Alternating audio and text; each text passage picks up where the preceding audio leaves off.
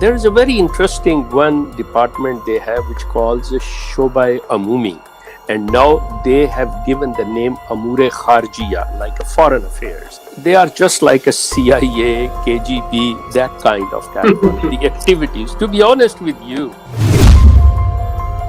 And I was the first person who launched the website, who spoke up, who raised the voice. And today, thanks to Allah, that how many people, all you can see on social media, they came after, and that's all that one.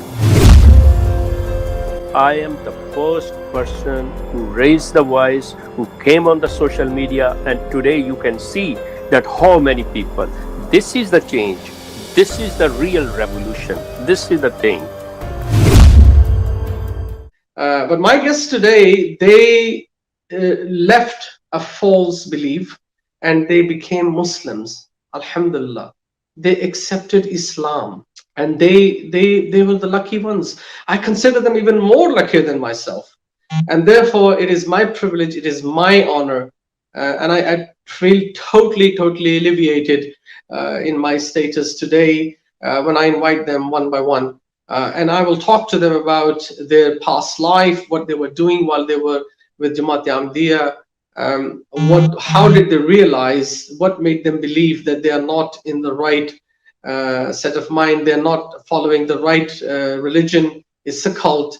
What made them believe that? Then what struggle they had to go through while they were fighting with themselves in their minds, whether to leave or to stay, etc. Then how did they make up their mind when they took the step?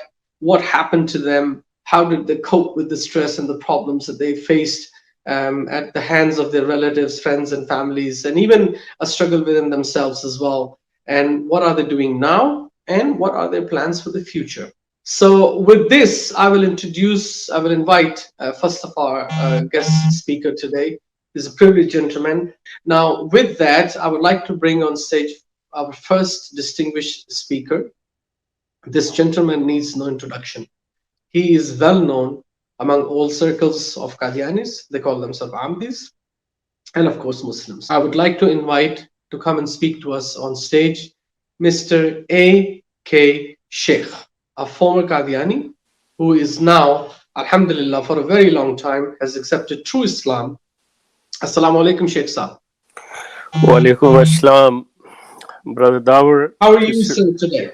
Oh, I'm fine. I'm grateful. I'm so happy. Thank you so much. Thank you so much. So, Sheikh Sahib, what I would like to say is that obviously the people in the known circles who do work in these areas in the circle about countering the propagation of Qadianiyat, you are very well known. I mean, there is no introduction needed, but still there might be some viewers, especially those in Africa and other countries, who may not be well aware of your stature. So I would invite you to tell us a little bit about your background. Where were you born? If you don't mind telling, when were you born? Okay. And how was your grooming? How did you groom to be a true follower of the Qadiani or Ahmadi Jamaat?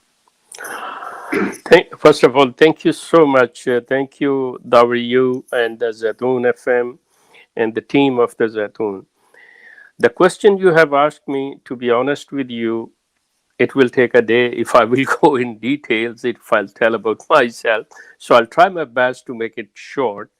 My name is AK Sheikh, stands for Ahmad Karim Sheikh. And I was born in Qadian, and my year of birth is with the Pakistan is 1947. So my age and Pakistan age is the same. My grandmother, she was like a companion, which called a Sahabiya, a companion of Mirza Ghulam Ahmad. And his father, her father, and her brother, they were also. My father born in Qadian, and he was given name by Mirza Ghulam Ahmad, and he loved him, he took him in his lap, all these, everything was a very proud for our family and all these things. Okay, let's go further. That they spent their life there. My father had 8 children, 4 girls and 4 boys. After that, we migrated to Pakistan. When we migrated to Pakistan, at that time, Mirza Bashiruddin Mahmud, who was the second successor of Ahmadiyya cult. I'm sorry, I have to use the word I know is Ahmadiyya community and Jamaat, they call themselves.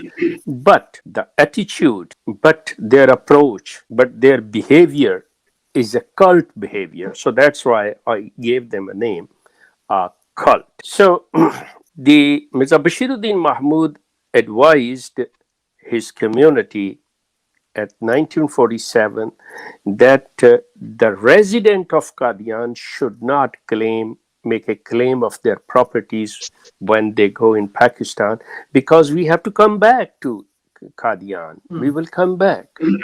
So, like, it gives a very good signal, and you can think about that one, that when they say that we have taken a active part and we were sincere in the partition and the Ahmadis wanted to stay in Pakistan.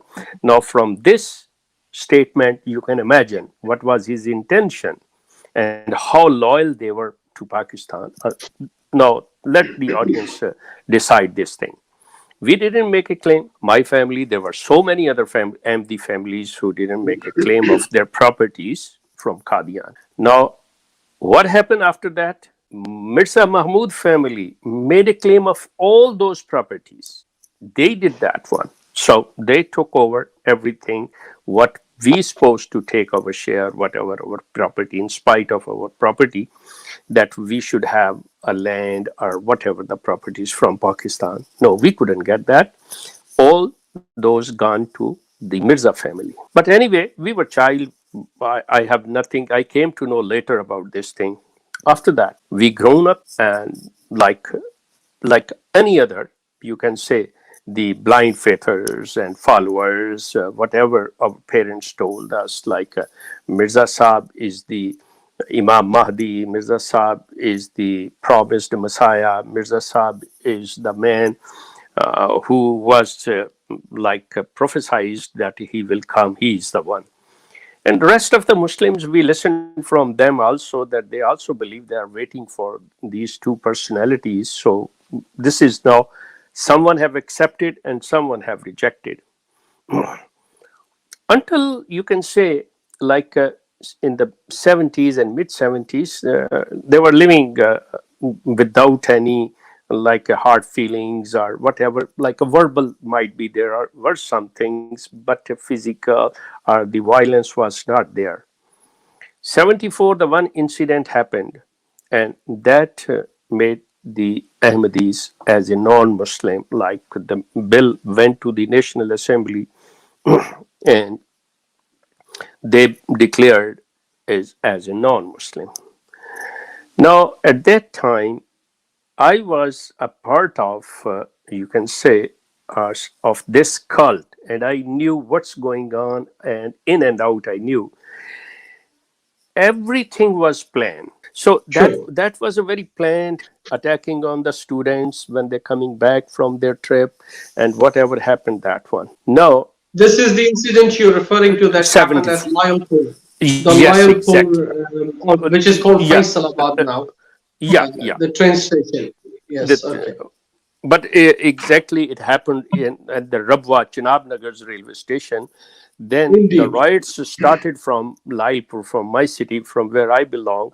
And you can say that our business was the first one which was attacked, and we lost Hmm. everything. Yes, that is on record. If you read the book of Allah Vasaya Saab, there is mentioned that our business was the very first was attacked, our business, that was our business. Anyway, after that, now the things how slowly, gradually start moving into, like, I won't say the violence, like more kind of arguments in arguments. No, they are not like the people making a distance from the Ahmadis because they've been declared a non-Muslim, like that. The same Right. time, the same time, now I go into 80s. At the mid of 80s, when Mirza Tahir Ahmad, the fourth successor of this cult, migrated to England. From there, he sent a movement which calls Kalma Tahreek. Like he said that every Ahmadi should put a badge, Kalma badge on their shirts, on their chest, like that, to display that we are a Muslim. And at that time, I was the luckiest person, I used to call myself, because I was the one who executed this movement, who started this one, who like was on the front line. The very first 22 people were arrested from Faisalabad. Now, the refugees all over the world right now are those. I can say that I am the founder, I am the real person who have made all these refugees, and they've been gone to outside and settled themselves and all this. If I won't start that, if I would not be given that instructions to start, they won't be here and the situation would be completely different. From there, at that time, our like the what called the organization Khudamul Ahmadiyya, and Mm. our head, which calls that the Sadr Khudamul Ahmadiyya, or the in charge, or the head, he was a Bengali like person. He died actually. Mahmud Bengali. His name was Mahmud Bengali. He became that the national Amir of Australia, and he died later in Australia. He was the in charge, and I was the head of that one. There is a very interesting one department they have which calls Shobai Amumi, and now they have given the name Amure Kharjiya, like a foreign affair. They are just like a CIA, KGB, that kind of that one. The activities, to be honest with you, oh really, believe me, in some cases I can say, Some kind of a secret service. oh yes, and believe me, they are so much trained and all these things. You will be surprised that this kind of like a religious community having this kind of. But now you can see when they say, "Oh, look at this one," that the political parties or the religious communities have their some sort of Lashkar-e-Taiba and this and that, Taliban. Ahmadiyya have a worse than that. They were merciless people, to be honest with you. How they used to treat their own Are people, you, Sheikh and Sahib, what. are you referring to the Al Furqan and Al Badr brigades and stuff like that? No, that is completely different, to be honest. Al Furqan is something else. This is the real thing which our Muslims should basically have the knowledge of that one. Honestly, I appreciate that you know and you have in your mind all these little informations. But if our Muslim brothers, they will get the real knowledge, and then they would like to like defend or to face them, believe me, they will save the time. But when you don't know Hmm. where is your enemy sitting, you Agreed. first have to find out, and you will be losing too First much you have time. to first you have to identify the target Identify target and and then then fight. address. Yeah, attack on that. Exactly. Okay, Sheikh Sahib, if I could, sorry to interrupt you there, it's very interesting. I was listening with a lot of patience, and I'm sure our viewers are as well.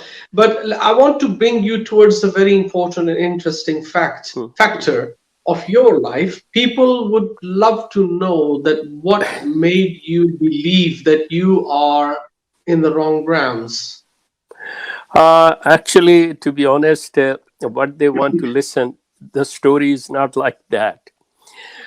Honestly speaking, this is the one thing that I don't like to mislead, misguide, or lie to the people. I don't like these kind of things. So Mhm. this is the main reason my to leave this cult, because when in Canada in 1990, you can say in 1990s, when they Mhm. asked me to play the same role which I played in Pakistan, I should play in Canada. I told them this is not a Pakistan. I'm sorry, you can't do here. This is not the way it's going to work here.